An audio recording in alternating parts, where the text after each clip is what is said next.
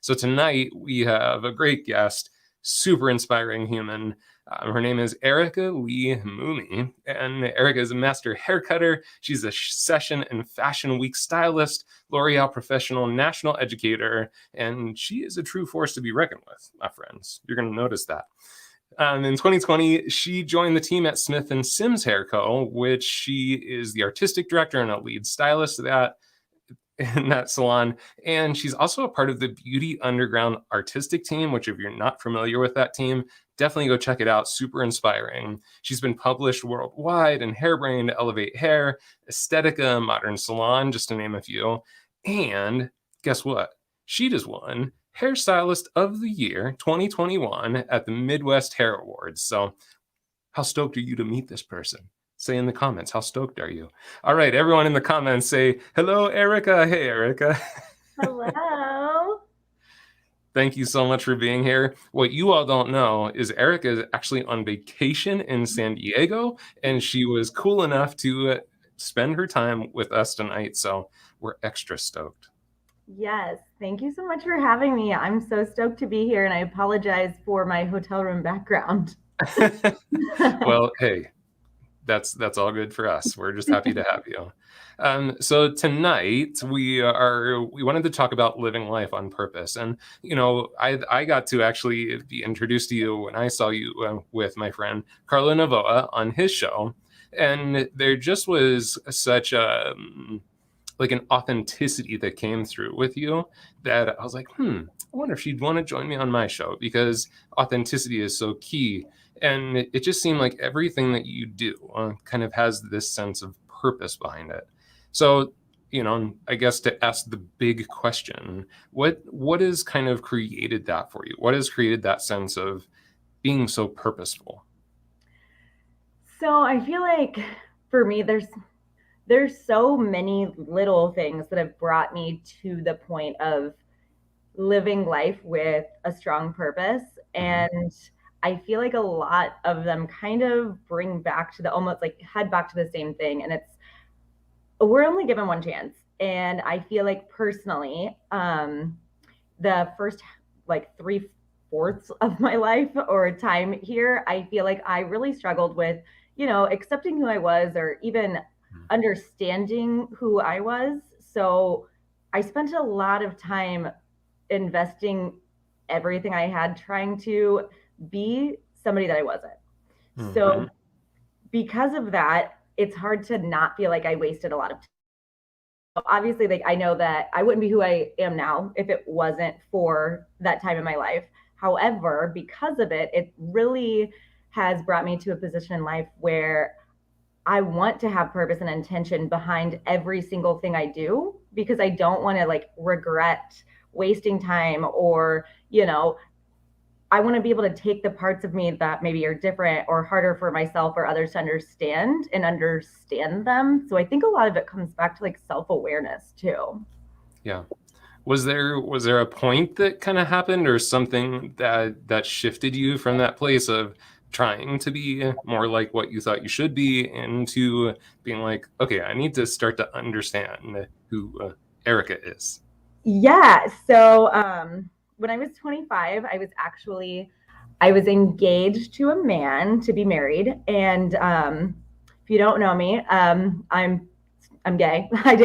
I am it's pretty much as gay as they come. But because of my like upbringing and just where I grew up, like I never even like realized it was an option. It's not like it was like not, it wasn't shunned, it wasn't frowned upon, it just wasn't talked about, which I actually think is almost worse, because I didn't even know it was a thing. Like honestly, like I never had met another openly gay person until I was in cosmetology school. So I was 18, 17, 18. And still like that, maybe started to have me question things, but still continuing to, live this life and play this role of somebody that I wasn't. And so I went to New York for the first time ever to the L'Oreal Professional Academy in Soho. And I'm from the Midwest. So my family wasn't one to travel. They're not like, they don't do airplanes, and I don't do long car rides. So, family trips were very limited growing up. And so that weekend, and like literally, I didn't even really do anything besides go to this academy for 2 days, but just being around people that genuinely just like owned who they were was something that was really new for me. And it almost just kind of opened my eyes to a lot of things. And then also just like being in this point of life, like where I guess I just for the first time realized like I was signing up for all these things that none of it was right. And like the hardest part was like I had to hurt somebody to fully accept that. I think for the first time, like pretending to be somebody else or trying to fit into this mold that I was, kind of put into from the time I was born, for the first time, it was like I was in a position where either myself or somebody else was going to get hurt over it. Gotcha. And it was like I had to like make a decision to either like choose myself and my life and like understand who I was and what I wanted.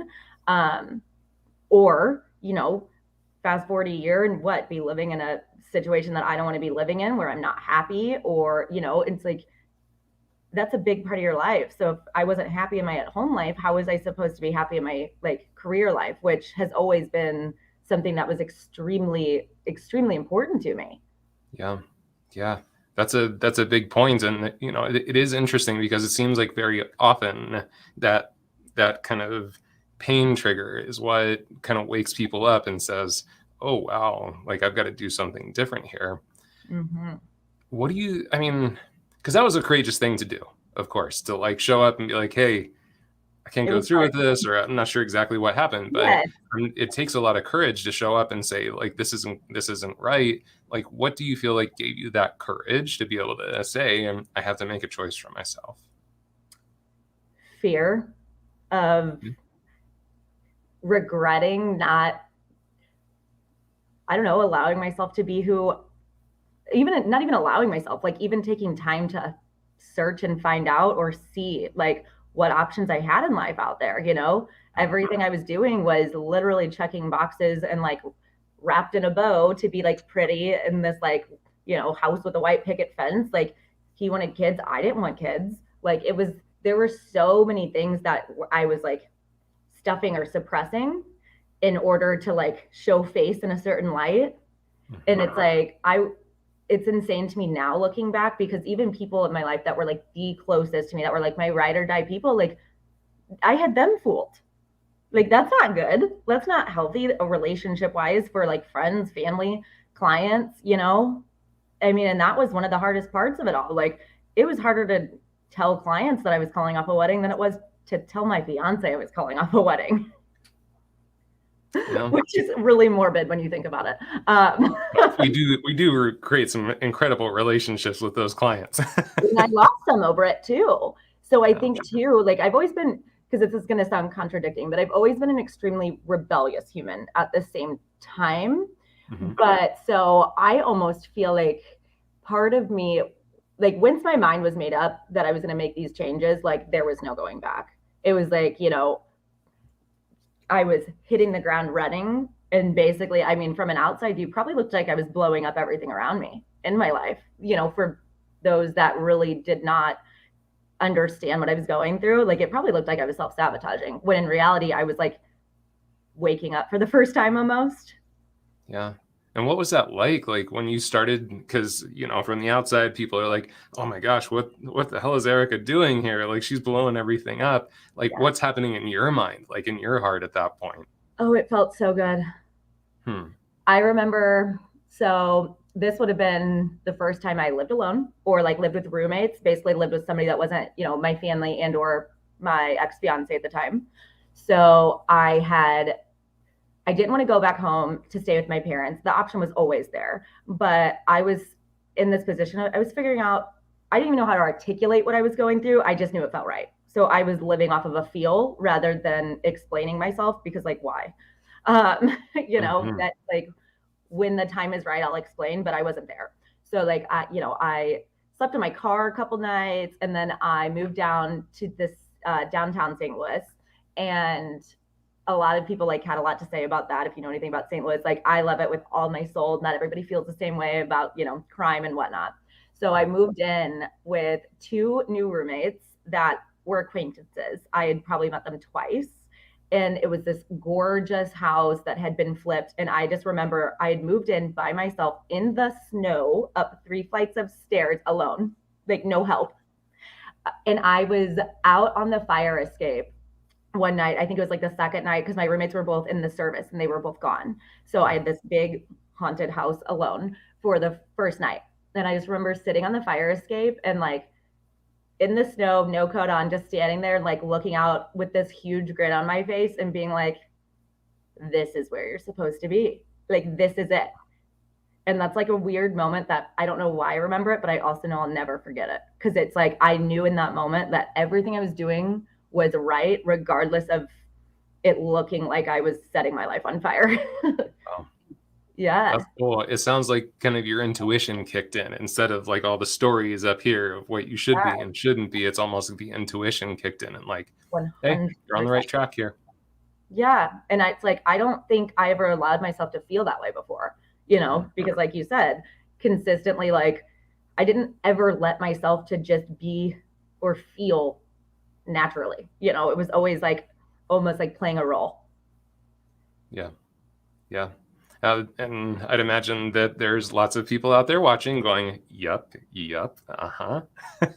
Yeah. So Rosie, thanks for asking. Rosie's asking, she got in late, what are we talking about? So, and for those of you that are just joining us, this is Erica Lee Moomey. We are talking about how to live life on purpose, because Erica has a fantastic story of kind of waking up to more of her true self, her authenticity, and putting that into more purpose with, especially in your career.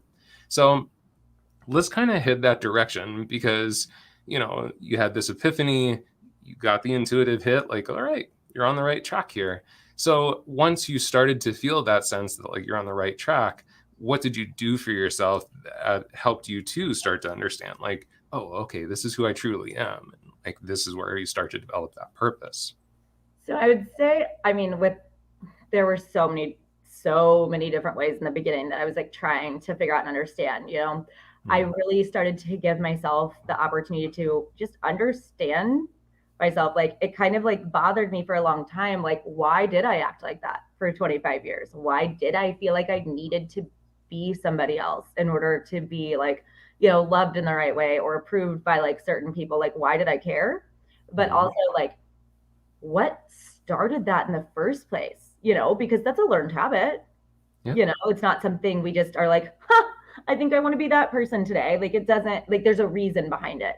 So I think for me, that was like my first adventure kind of like, so I really started to take a lot of interest in just like the human brain and psychology and like learning habits and different things like that. So, you know, podcasts are my life. I listen to so many podcasts. Me too. I love them. I'm so grateful for them and I hope they don't go anywhere.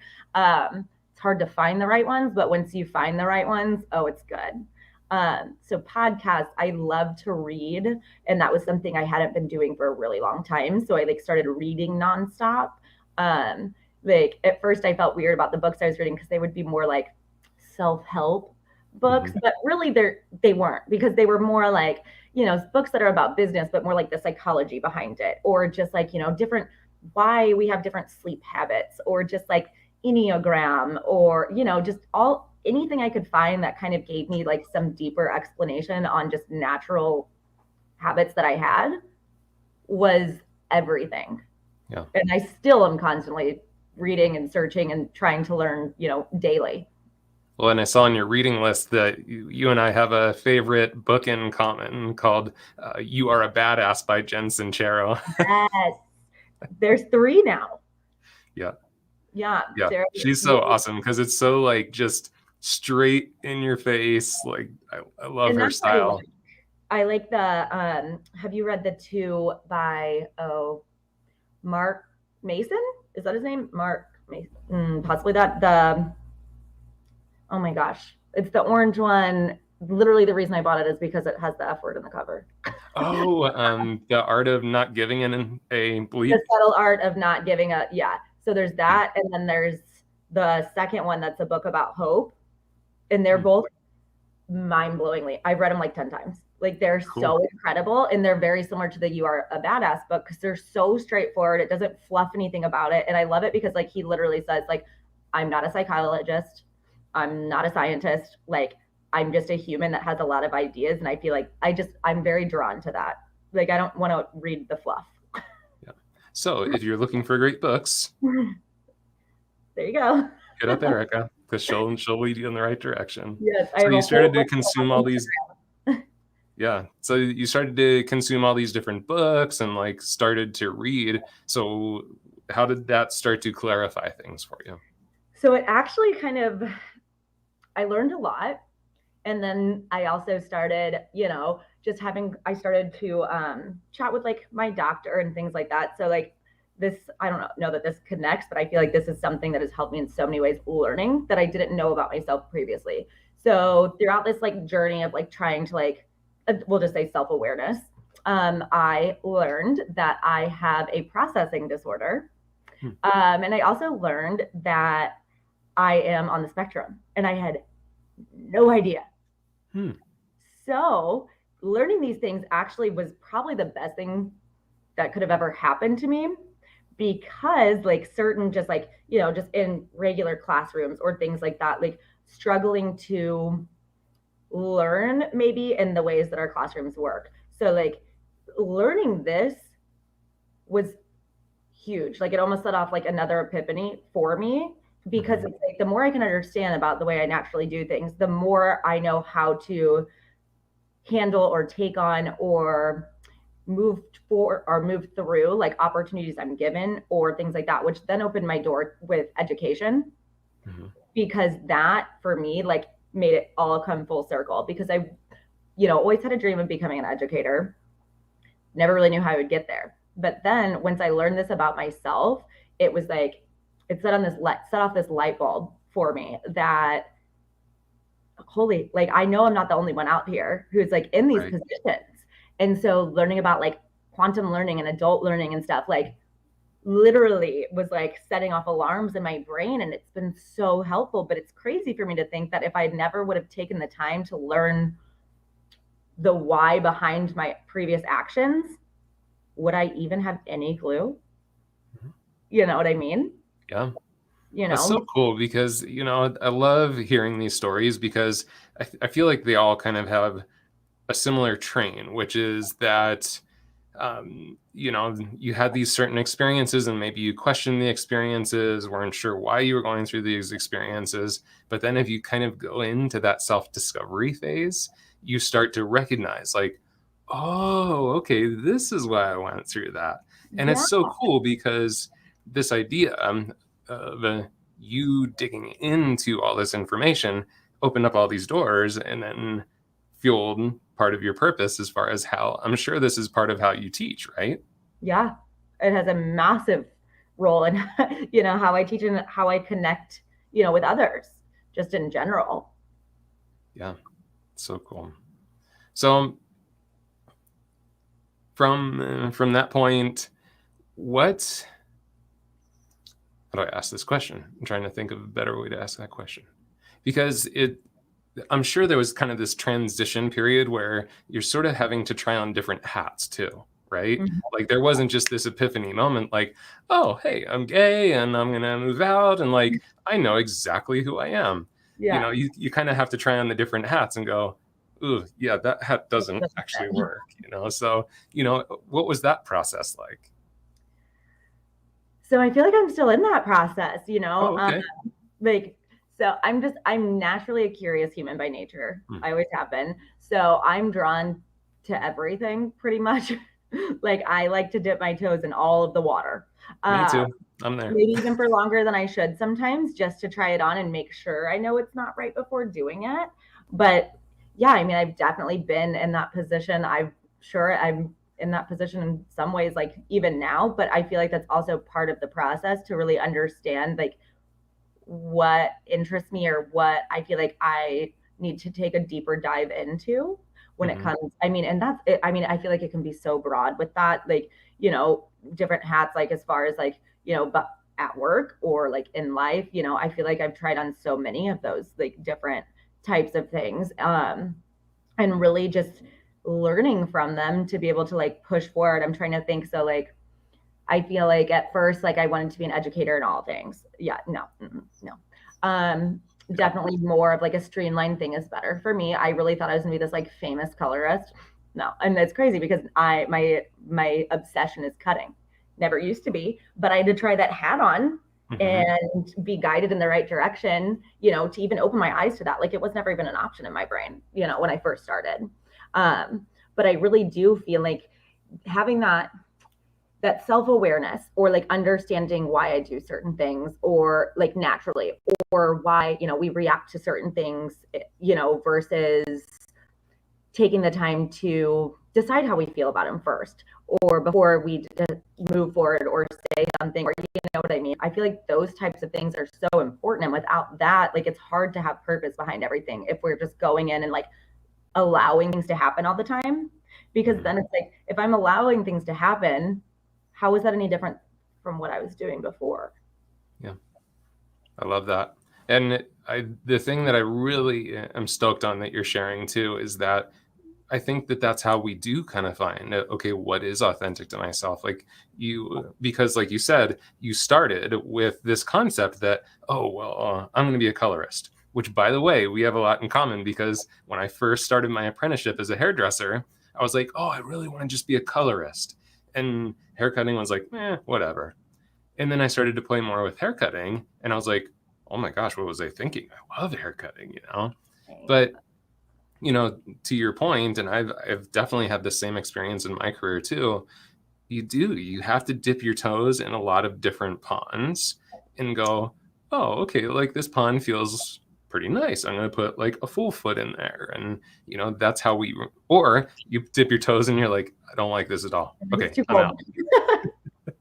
Yes. And I definitely agree with that because like for me, like when I think about it though, because I'm like, okay, but why did I want to be, you know, this internationally known balayage artist? Why? Because somebody else I looked up to did it. Why didn't I like cutting? I didn't have anybody that I looked up to in the cutting world. I didn't at that time, like I felt like it's crazy because like in that moment I was self-aware of the fact that I had been doing this thing my life where I, you know, almost like border, I don't want to say obsessed because that sounds a little creepy, but like for a person because I'm like, ooh, I want to be like them. So then that's why I started doing hair, which blows my mind. And I hate admitting that because this industry is everything for me. But it took me 7 years in the career within the industry to realize like why I was actually in it, you know? And then it took, you know, 7 years after that to rewrite my story. But the second that somebody, Travis Parker, actually from San Diego, was the first person to say to me, why don't you try out the design side or cutting? And I thought he was crazy, literally insane, because I cut behind the chair, but facilitating it or creating curriculum for it, I never in a million years. And now literally I could never imagine doing anything else outside of cutting and styling. Wow. But it's crazy for me to even think back. Like the reason I loved it so much is because somebody else that was a colorist that like made me like, I don't know, that I was drawn to. That's why, you know, that kind of, there is no purpose behind it then. Yeah. Besides like I was naturally drawn, like naturally, I picked up on color a lot easier than cutting. We'll just say from the very beginning. Well, and even from the beginning of your story, one of the kind of common themes here is that you kind of don't know what you don't know.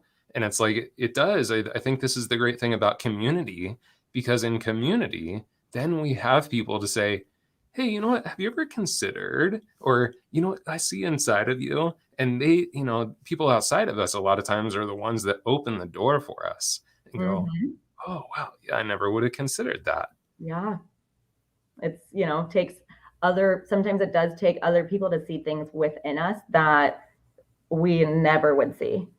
Yeah, absolutely. So I think Wendy is curious because you seem so experienced and so wise, and you don't have to answer, but she's wondering how old you are. Oh, of course. Hi, Wendy. I am 32. Nice. Yeah, I was kind of feeling the same way, Wendy. I'm like, man, she's had a lot of experience and she's talking about some pretty wise stuff here. So, and she seems so young. And Rosie had asked, and this is a great question, I think, because yeah, I mean, I guess we came up with this idea of living life on purpose, but like, what does that actually mean? Like, how would you explain living life on purpose Oh man, or that's a good creating one. life on purpose? So I would say, kind of like I said before, like I think, okay, so purpose to me has a lot to do with self awareness. So I feel like we have within us as individuals so much power to create the lives we want. Now, it is very important for me to say that does that mean that anybody can create this outstanding, incredible life? No, because unfortunately, I don't think that we are all on a level playing field from the get-go. So I just want to say that because I definitely am not somebody who's like, oh, just pick yourself up and move forward. It's not that easy. So I want to make sure that there's a genuine separation between that and this. But so I feel like little things like understanding, why we do things naturally. Like, why am I a night owl? Why, for me, is it impossible, literally impossible to go to sleep before 3 a.m. any night of the week? Caffeine or no caffeine. It doesn't matter how tired I am. Like, it is, in a way, wired in my DNA. So taking things that we know that are fact about ourselves and like, okay, so what can I do with that to have like intention behind it instead of it literally killing me by only getting like 4 hours of sleep a night and then having to work a normal like 9 to 5 shift? What can I do to change portions of my life for it to make sense so that way it's working with me rather than against me? I feel like that's a purpose. And that's the first example that kind of just came to my brain. But so for me, like I know that I need to have some type of career that I don't have to be at work at 7 a.m. because like homegirl will die like of sleep deprivation. So it's like understanding like why my brain's wired like that, why my sleep schedule is like that, because there is a scientific reasoning behind it. So like once I can understand why, then it's my choice whether or not I put it to use to have a purpose in my daily life to help me get where I'm trying to go in the long run. Does that make sense? It makes so much sense. And I just want to pause there because if Erica has said anything to this point that is so incredibly important, it's this, which is because I'm a coach, right? Like I work with people that are trying to do something different with their life. And very often the initial discussion sounds like, well, I have to stop doing this. I have to stop being this. I have to stop being that. I have to change this about myself. I have to change that. And one of the things that Erica is so perfectly putting, even just with the example of 3 a.m. Well, if that's what you are naturally, that's how you are built, it's wired within you, it's not a struggle for you, you don't want to change it, then don't change it. Build a life. And I think that's what you're saying. This is the example. Build your life on purpose then. If you know that that's who and what you are, then build a lifestyle around that. Build a lifestyle that says, yeah, I don't need to, you taking a job that you had to get up at 6 or 7 in the morning would be silly. So instead, you build that purpose, you build that purposefully. You make that decision based on who and what you are. So I just like, I think it seems like I'm even seeing in the comments, people are getting this, but, and I just want to check in because Jeff DeShazer says, love you both. We love you too, Jeff. And Anna Chechi Smith says, Erica, you are so inspiring, which I would agree. And yeah, surely this is a great point because the words mean different things to different people. And I love what Shirley's saying there because even purpose kind of has some different terminology to people. Like Liz is saying, finding your purpose is so key. And that's a little different take on the word, right? You can, purpose feels like mission almost, right? And so I do want to kind of check in with that. Because you are designing things on purpose, do you feel like you've also been able to create purpose, mission behind what you're doing. I do, but I think it's ever changing because Okay. we're ever changing and growing and learning new things about ourselves, whether it's like part of our purpose or our journey or not. Like, I feel like when you become in tune with yourself, the most beautiful thing we learn is like, it's never gonna be this is always. It's never gonna be a constant. We're not meant to be a constant. We're meant to grow and we're meant to learn and, you know, do all these things with our lives. So I feel like it's hard because like I think that's something that held me back for a long time, where when people would be like, well, what's your purpose? Or like, you know, what are you here for? I'm like, I don't know, all the things. Like I feel like there are a lot of things, but at the end of the day, like I have a lot of purposes. We each have a lot of purposes, but I feel like while it is important to know what it is, it's also kind of damaging Hmm. to be fully seeking it all the time, because I feel like it's almost the last step. You know what I mean? Like my purpose grows and changes consistently. But so for me, it's like utilizing the tools I have on purpose to get to my purpose, I guess. It's Yeah. almost, I feel the same way about like when people ask what is your purpose, the same as like, well, what is success?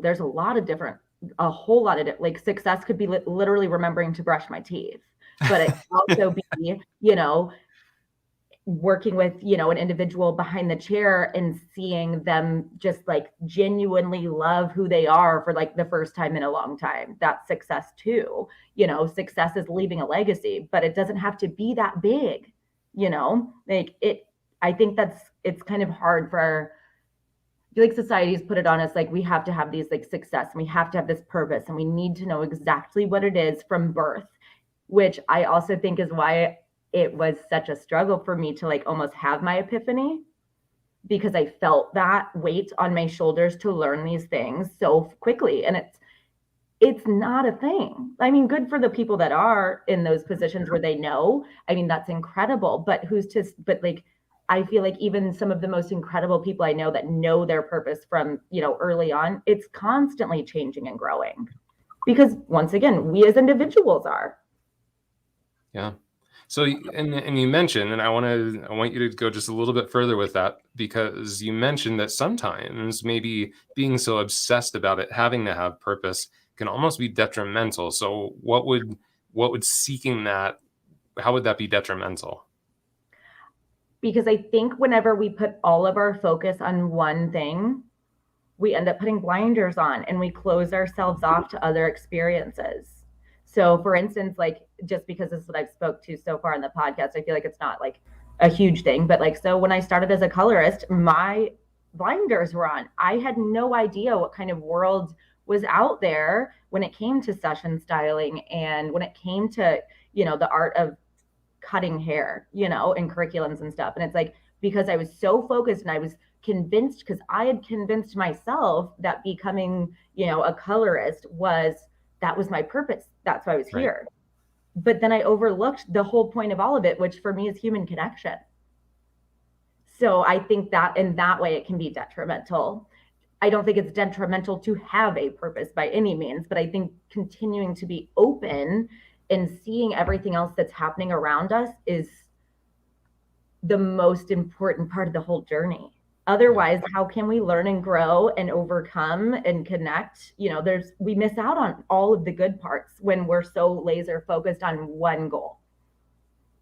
Beautifully said, because I do 100% agree that it's almost like if you get so obsessed with like, well, this is my purpose, this is the purpose, it can be kind of confining, almost like, Yeah. oh, well, and what And then else what is out there in happens the if world? something changes? Like, you know, the world, once again, it's constantly changing. Whether, like, so if my purpose hypothetically was like, oh, I want to create this educational platform. Well, what if somebody else does it and it's good? And then all my ideas go out the window. Then what? I have no purpose. And then what? I'm highly depressed and I don't want to do any of it anymore, because I feel like you see it happen a lot. You know, we put all of our eggs into one basket and then either somebody does it first or new technology that's way above and beyond comes. And then our whole purpose is down the drain. I mean, people become suicidal over things like that. So I think it's really important to make sure that laser focused is not a bad thing. It's nearly impossible for me, but I feel like it is so important, but still like within reason. Yeah. And thanks for making that distinction too, because yeah, like you're saying, it's different strokes for different folks, right? Mm-hmm. To use an old term, because for some people, they might actually feel like, you know what, I'm actually on the rails of the train track and I feel great here. And it's like where I need to be right now. So I don't get the sense that Eric is saying that you shouldn't be Oh no. that person. It's just that there are other options too, and there can be dangers to it. And I think it's good to kind of understand the challenges or the dangers of a path like that. Or even understanding, so I feel like, because I definitely don't want to like not having a purpose, because like I can be very laser focused on certain things. Mm-hmm. And I am for sure. However, I think it's extremely important. So this is what I'm going to use for my example. So Naha, something I've been drawn to for a long time. Something there is no doubt in my mind I will win hands down when the time is right and my work is ready. Yeah. However, anytime that I enter, if I don't win, like, does that hurt? It can, but I have to understand, like, myself, like, I have taken the time to work and be like aware enough to like be able to make it into a good thing rather than letting it crush me. Nice. So I think that there's not absolutely nothing wrong with being super like focused on one end goal, but it's like really understanding ourselves and like our like how we work internally and like the things that like cause pain and things like that. So that way, if and when, which unfortunately it's more likely when, not if, we're shot down, that we can still persevere and move on with the same mindset and the same drive to continue to like work towards those goals, or be willing to change the format that we've already created in order to move forward and continue to be better rather than being completely crushed and discouraged. Yeah. So, I mean, what within you do you have to kind of call on to, because you admitted, and I would be worried about you if you didn't feel a little disappointed, of course. But So, like what from within you do you have to kind of like channel so that you can move so for past me, that and use it? I feel like I don't really know that it's something I call on, but like I don't really know. I'm sure it was from multiple books that I've read, but I've kind of gotten in this position in my life where like I'm not afraid to be told no, because it's like, what's the worst? Okay. The very, very, very worst case scenario that can happen with most of the things that we're putting ourselves out there for is what? No. Okay. So what do? I put on my annoying hat and I'm going to give you a call and be like, okay, I'm here for that. But like, why? And how can I make it into a yes?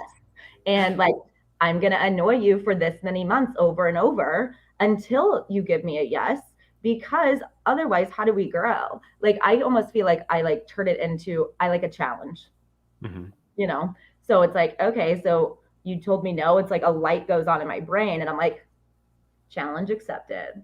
So it's like, let me figure out how to turn that no into yes, knowing that in that process, whether it's a week or 10 years, that it can only force me to grow.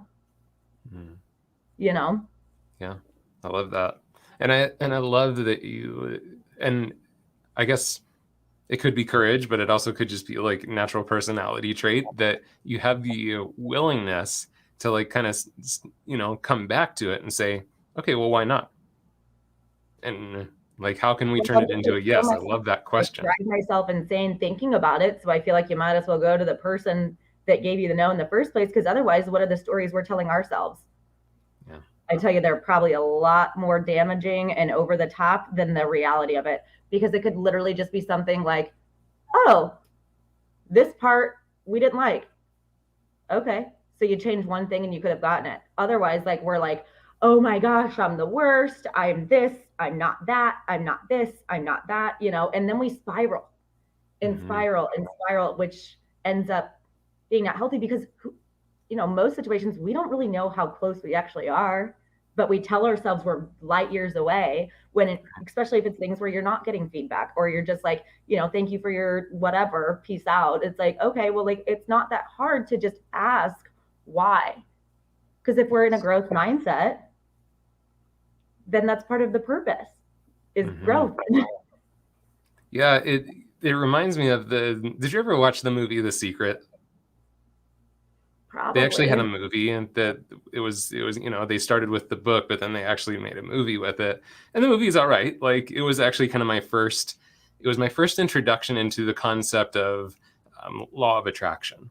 And they kind of use a lot of examples like, oh, if you just focus on the diamond ring, you'll get the diamond ring. And I kind of don't like that association with the law of attraction. But the thing that I loved within that movie is the visual. They're talking about the growth of a plant, right? And it's like, it's growing, it's growing, it's growing, and it gets right to here. And that's the point that maybe you get the no, right? You hear it, no, not this time. And it's like, and then we give up. And it was like just the moment right before it was about to pop through the soil and actually show you something. Yeah. And I think that's, I know I'll say for myself, I know for sure I've left some stuff behind in my day that was probably in that plant. Right there. Right on I think we all have. I'm reading this book right now that it's called Existential Kink. It's very weird. I highly recommend it. So Existential Kink. Yes. Another hairstylist I know that I worked with in the past, she had posted about it. I guess Tabitha Coffee recommended it to her. Okay. It's incredible. And I was reading it. I finished it yesterday on my flight to San Diego. And it goes in depth about accepting these things that we deem as bad within us, and using them to like understand ourselves. It's very interesting, but I would I'm gonna have to read it a second time for sure. But it talks about the law of attraction and like, why people end up in like these negative relationships and stuff like that. And it's like accepting the fact that there's some part of you that quote unquote like gets off or is drawn to these negative traits, but it's not a bad thing. It's just human. So like understanding that to be able to utilize that, instead of like allowing it to bring you down or in a negative place, like accepting that is like the first step to realize like, okay, well, that's normal.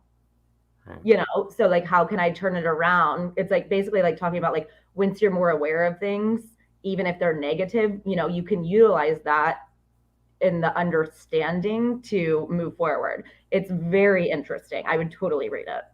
Cool. I love this. And I definitely feel like surely that is a title that you will not forget. I was like on the airplane. I was sitting next to this like older woman. I'm like, cover this. I feel awkward because like the cover is like a woman in black and white too. So I was like, I feel like people think I'm reading questionable material right now, but it's really a wonderful, like good book. Right. I love it. It's so awesome. I'm just going to check back in with a couple of these comments too. Lorraine, I love, Lorraine says, I always say it's not going to kill me to ask. And I have to get into that habit myself, honestly. And in OP Studios, that's why we do this stuff, because even if it's just a few people, even if there's just one or two people that are on here going, oh my gosh, I really needed to hear this today, that's what it's here for. And Shirley's saying this really resonates too. Jeffrey's saying, or Joffrey, I'm not sure which one. Jeffrey. Okay, thank you. Loving all of this. So yeah, so cool. So from here, I kind of want to find out, like, because we've kind of followed your path at this point. So at this point, where do you see yourself go from here? Like, how do you continue with this process of creating life on purpose?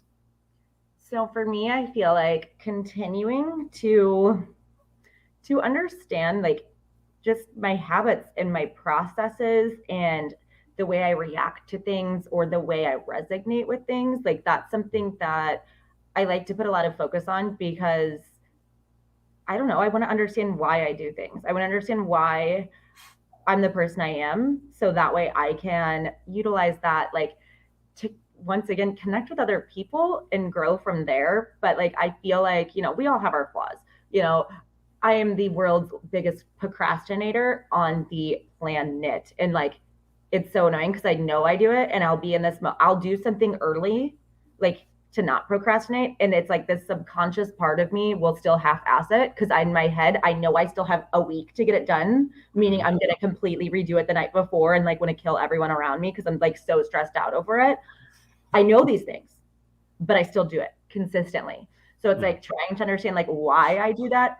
And if not why, then maybe how I can utilize that for a benefit. You know what I mean? Like I've gotten to the point where it's like now if I do something early, I just don't do it because like, why do I need to be doing something twice? So, you know, I might as well, I know I produce best under pressure. So it's like, okay, well then how do I learn to not stress about it 3 weeks in advance if I'm going to push it off to the night before either way? So like I have to utilize like my own habits to like learn how to, I don't know, be better with my like creative life and my flow of daily life because I do have so many aspirations and I want to do all these things, but it's like, how can I do that in a healthy manner without like, you know, suffocating myself with all of these things to where then it becomes work and not fun or creative or something that sits within my soul, you know?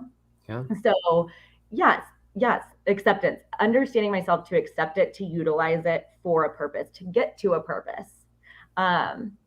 That's definitely something that my focus is on currently. But at the end of the day, like my main, I guess, purpose is all of it revolves around like human connection and acceptance and just leveling the playing fields for everybody. So I feel like for me, if I can understand my own self on a really deep level, it opens so like it allows me to be so much more open to understanding others and connecting with others. Like while I know I'll never have the same story, I want to be able to like relate so that way I can, you know, extend a hand to do anything within my own power to change circumstances, I guess, whether that's, you know, in the hair industry, in life, in, you know, literally anything. Like I just want to be able to be a person for people. Yeah. That makes That's sense. well said. And I think it's really hard to connect and accept and understand and give grace to others if we don't even understand ourselves. There it is, right there. Whoop, there it is.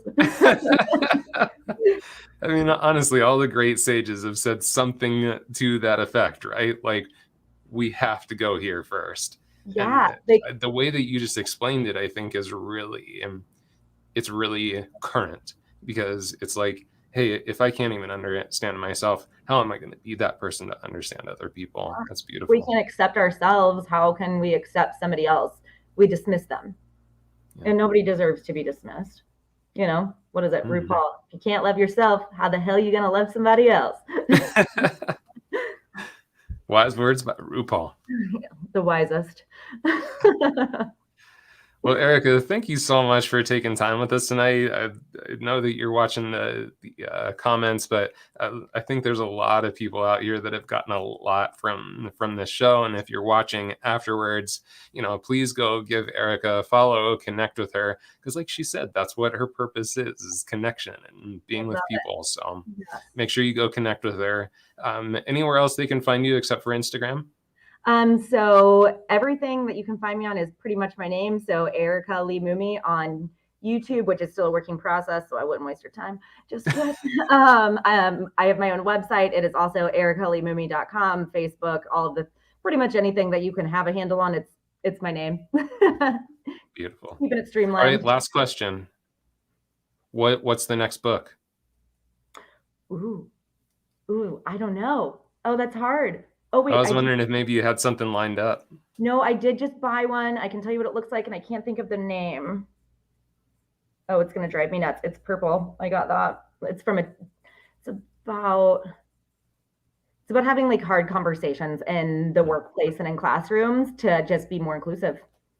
Nice. Kind of like it basically like defines different levels of like, you know, speaking up for others, identifying bullies that aren't like obviously like very obvious, you know, just based off of verbiage and understanding how to change that like in different settings, which I think is kind of cool. So that's learning more. But yeah, Awesome. I Maybe know you that, can pop it into your stories or something so we can see yeah, what's on your reading list. I have a whole highlights page called Airport Reads on my Instagram. So every weekend when I travel for education, I usually buy a new book and I post them um, almost weekly. So I take them down if they're not good books, though. So the only ones that are left up there are good. I love that. Yes. Well, thank you so much, Erica. We're gonna let you get back to your vacation. Thank you. Thank your partner that they gave up some time with you for us. Of course. Thank you so much for having me. I'd give up a few hours of my vacation any day. Awesome. All right, so everyone, go follow Erica Lee Moomey. Let's throw her some hearts. Let's throw her some love in the chat, and we will talk to you very soon. Thank you so much. Bye, guys.